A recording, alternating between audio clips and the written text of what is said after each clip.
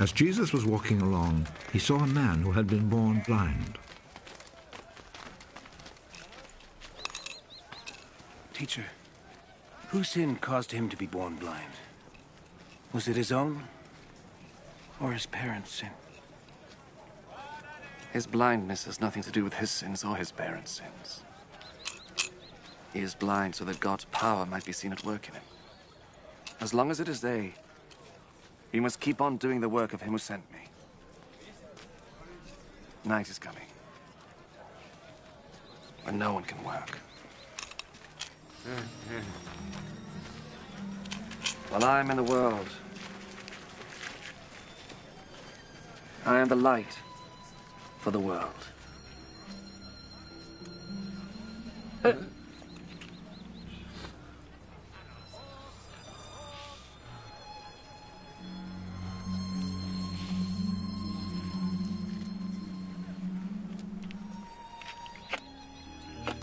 After he said this, Jesus spat on the ground and made some mud with the spittle.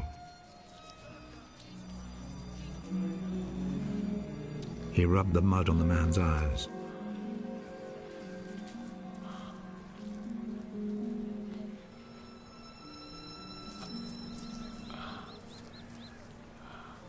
Go and wash your face in the pool of Siloam. This name means sent.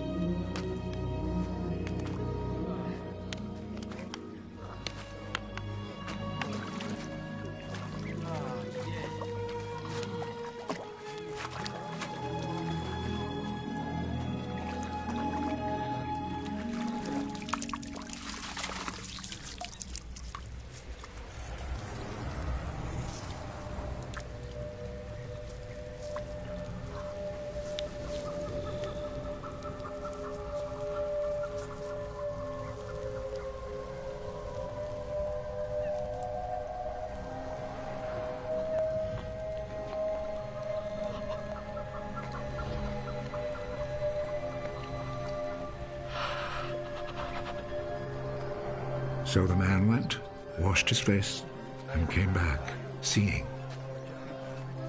His neighbors then, and the people who had seen him begging before this, asked, "Isn't this the man who used to sit and beg?" He's the one.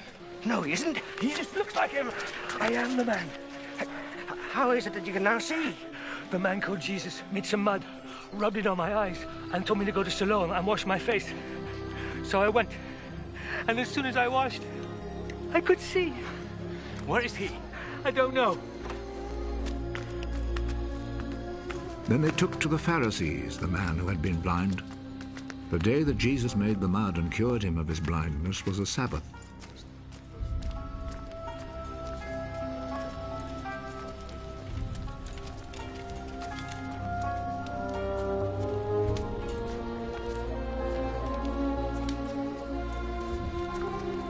The Pharisees then asked the man again how he had received his sight. He put some mud on my eyes. I washed my face, and now I can see. The man who did this cannot be from God, for he does not obey the Sabbath law. How could a man who is a sinner perform such miracles as these? And there was division among them. You say he cured you of your blindness. Well, what do you say about him? He is a prophet.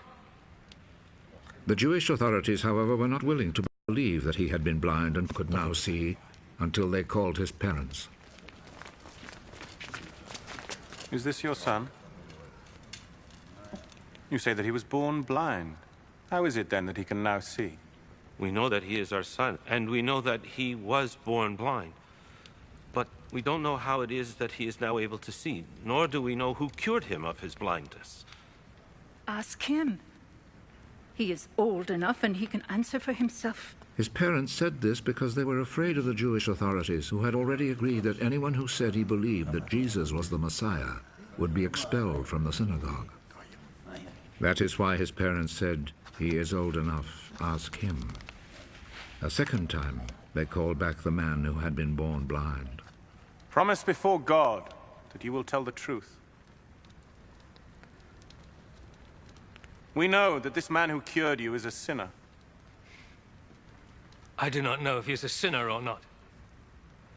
One thing I do know. I was blind. And now I see.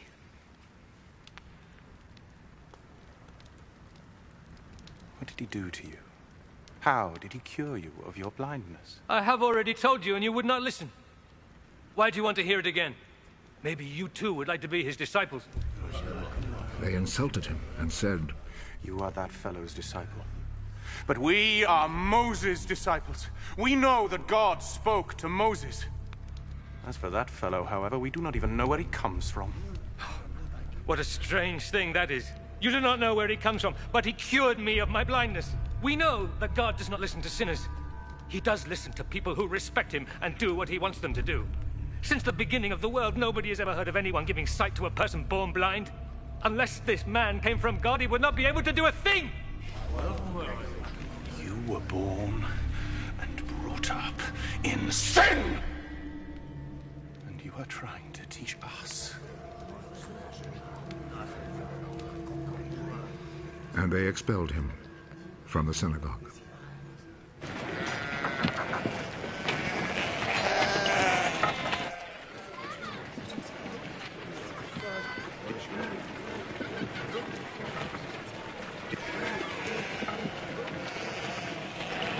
When Jesus heard what had happened, he found the man. Do you believe in the Son of Man?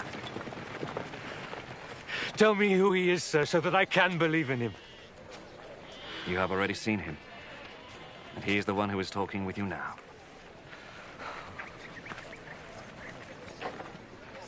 I believe, Lord. And he knelt down before Jesus.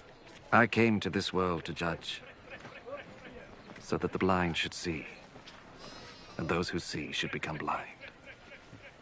Some Pharisees who were there with him heard him say this and asked him, Surely you don't mean that we are blind too?